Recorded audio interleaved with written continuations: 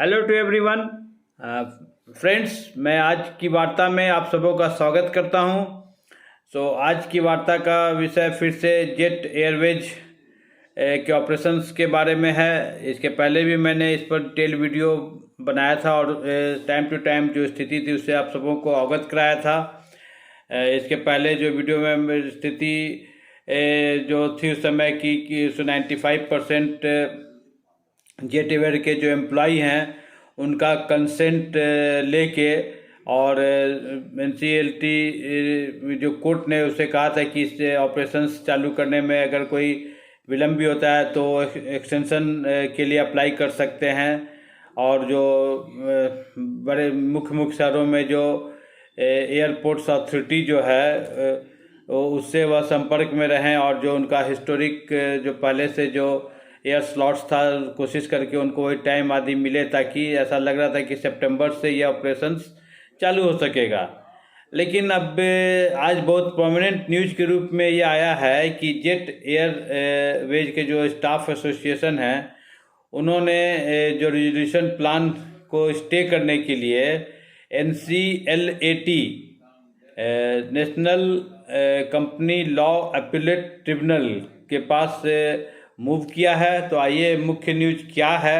इससे हम आपको अवगत कराते हैं। तो ये आप जान लें कि चूँकि जो एम्प्लॉयज़ को जो ऑफ़र दिया गया था जो कंसोर्टियम मुरारी लाल जैन और कार्लॉक जो मिल के जो कंसोर्टियम के तहत ऑपरेशन चालू, उन्होंने कुछ एम्प्लॉय को वन टाइम 12,000, फिर वो कुछ एयर टिकट्स और कुछ जो कंपनी बेनिफिट करेगी तो उसका कुछ इत्यादि प्लान बना के कुछ कहा था। और 95% इन एम्प्लॉयज़ का कंसेंट मांगा गया था। लेकिन अब ये जो है जेट एयरवेज के जो केबिन क्रू और ग्राउंड स्टाफ जो हैं उन्होंने जो मुरारी लाल जैन और कार्लॉक कंसोर्टियम का जो रेजोल्यूशन प्लान जो कि national company law tribunal NCLT द्वारा जून में अप्रूव किया गया था उसके खिलाफ स्टे करने के लिए मूव किया है, क्योंकि उनका कहना है कि उनका सैलरी और रिटायरमेंट बेनिफिट्स अभी तक पेंडिंग है। एम्प्लॉयज़ एसोसिएशन ने अपने पिटीशन में जो national company law appellate tribunal के सामने जो मूव किया है उसमें jet Airways cabin crew association और भारतीय कामगार सेना उन्होंने एक पिटीशन बना के यह मूव किया है कि जो उनका जो ड्यूज है उसके बारे में कोई अभी तक पेंडिंग है। और ये जो रेजोल्यूशन प्लान उनका NCLT से जून में अप्रूव हुआ था उसको अभी फ़िलहाल स्टे लगाया जाए, क्योंकि उनका कहना है ये वर्कर्स एसोसिएशन का कि अप्रैल 2019 से जेट एयरवेज का ऑपरेशंस बंद है और उनका ये रिटायरमेंट और सैलरी बेनिफिट्स पेंडिंग है। और ये जो दो ग्रुप जो एम्प्लॉयज़ का जो जेट एयरवेज एम्प्लॉयज़ एसोसिएशन और भारतीय कामगार एसोसिएशन दोनों ने रिक्वेस्ट किया है NCLAT को कि ये जो NCLT का जो ऑर्डर है उसको क्वैश और सेट असाइड किया जाए। और जो रेजोल्यूशन प्लान में जो एम्प्लॉय का कहना है कि जो उनका मैटर जो सैलरी का और बहुत से बेनिफिट्स का जो पेंडिंग है उस पर सुनवाई की जाए। तो जो पिटीशन जो रेजोल्यूशन प्लान इसका जो मर्जर में उन लोगों ने जो एम्प्लॉयज़ एसोसिएशन जो है jet Airways cabin crew association और भारतीय कामगार सेना जो है उन्होंने कहा है कि 70% से अधिक स्टाफ जो हैं इस प्लान से को अप्रूव नहीं करते NCLT का जो प्लान है। और जो जैन और कार्लॉक कंसोर्टियम ने जो उनके सामने रखा है इसलिए जो कि और जब उन्होंने जो कहा है कि उनकी क्या क्या डिमांड है, उनका कहना है कि जो एयरलाइंस के जो एम्प्लॉई हैं, जो कि ऐसे भी कुछ एम्प्लॉई है जो कि उस समय 2019 में पेरोल में थे और रेजुलेशन के अप्रूवल डेट से जो रेजुलेशन पास हुआ है, तो उनको भी ये डिमर्ज्ड एंटिटी में उनकी सर्विसेज को भी ट्रांसफ़र किया जाए। और दूसरी जो एसोसिएशन ने कहा है कि ये जो कॉरपोरेट डेटर जेट एयरवेज जो है,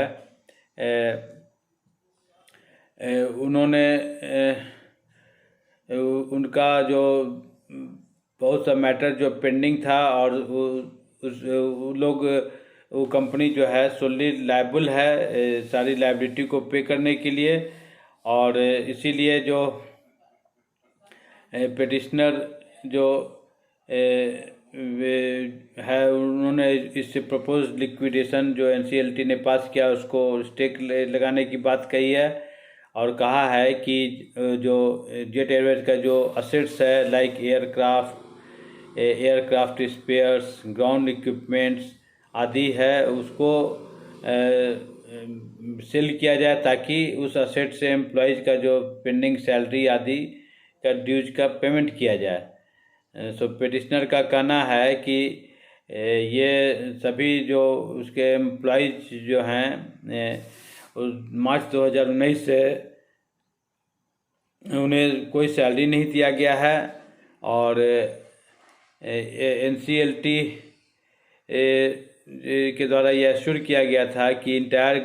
ग्राउंड स्टाफ, इंजीनियर्स, पायलट्स जो है वो भी कंपनी के एक असेट्स के समान हैं। तो जब एनसीएलटी का ये ऑब्जर्वेशन है तो उस हिसाब से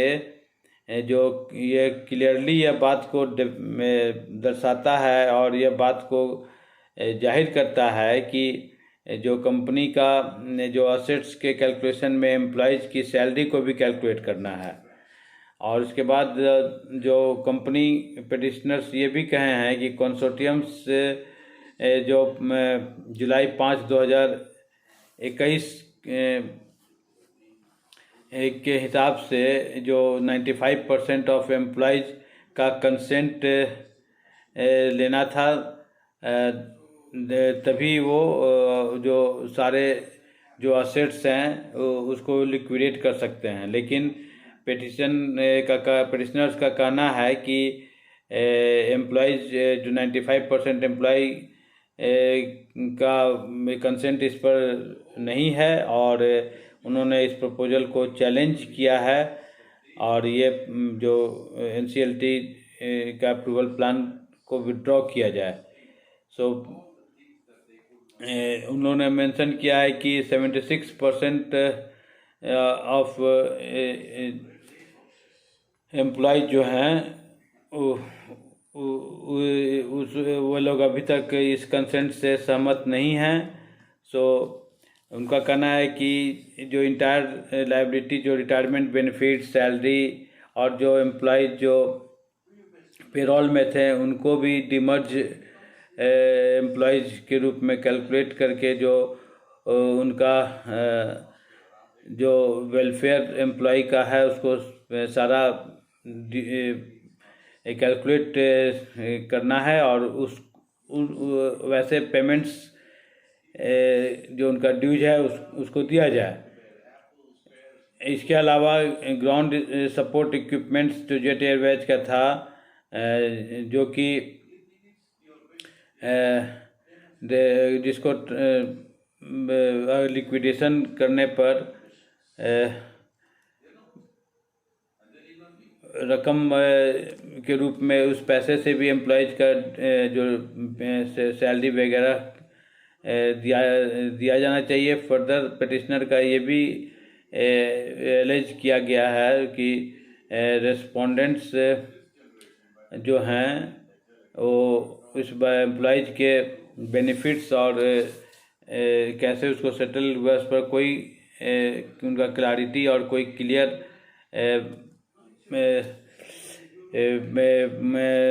पिक्चर नहीं सामने आ रहा है। सो इन सब ऊपर के पॉइंट्स के आधार को देखते हुए जो और अन्य बातों पर ये विचार करते हुए NCLAT कोर्ट से एम्प्लॉयज एसोसिएशन ने मांग की है कि जो ये इम्पल्स्ड ऑर्डर जो जून 22 2021 में NCLT से पास हुआ है और जुलाई 5 2021 में जो सेट रिड्यूरेशन प्लान को 95% एम्प्लॉय का कंसेंट होना चाहिए तो वो नहीं है, और इसीलिए जो NCLT का जो ये अप्रूवल ऑर्डर है कार्लॉक एंड जलान कंसोर्टियम के फेवर में ऑपरेशन चलाने के लिए इसको सेट असाइड और स्टे किया जाए। तो मैं आप लोगों को इस जो लेटेस्ट डेवलपमेंट है जेट एयरवेज, चूँकि आज काफ़ी लोग इस डेवलपमेंट से टाइम टू टाइम जानना चाहते हैं कि क्या स्थिति है, वेदर ये ऑपरेशन फिर से चालू होगा, क्योंकि आज बहुत लोग के पास जेट एयरवेज के शेयर होल्डर्स हैं, कुछ लोग जेट एयरवेज के ट्रैवलर्स हैं। तो ऐसे स्थिति में चूँकि क्या इस कंपनी की स्थिति होगी, चूँकि जैसा अभी एम्प्लॉयज़ ने NCLAT में जो पिटीशन डाला है तो इसके आधार पर अभी लगता है कि फ़िलहाल जो सितंबर से जो ऑपरेशंस चालू करने की बात जो हो रही थी जैन एंड कार्लॉक कंपनी कंसोर्टियम द्वारा, वह अभी लगता है कि ये तुरंत नहीं हो पाएगी, क्योंकि एम्प्लॉयज़ का NCLT ने भी ये साफ साफ लिखा है कि 95% एम्प्लॉयज़ का कंसेंट लिए बिना ये नहीं हो सकता है। तो मैं इसी के साथ जो विशेष वार्ता जेट एयरवेज के एम्प्लॉयज़ एसोसिएशन ने जो NCLAT में जो पिटीशन दाखिल किया है उससे संबंधित खबर के साथ मैं आज की वार्ता समाप्त करता हूं, और जैसे ही इस बारे में कोई नया अपडेट आता है मैं निश्चित रूप से आप सबों को अवगत कराऊंगा। इसी के साथ मैं आप सबों का धन्यवाद ज्ञापन करता हूं। Thank you very much.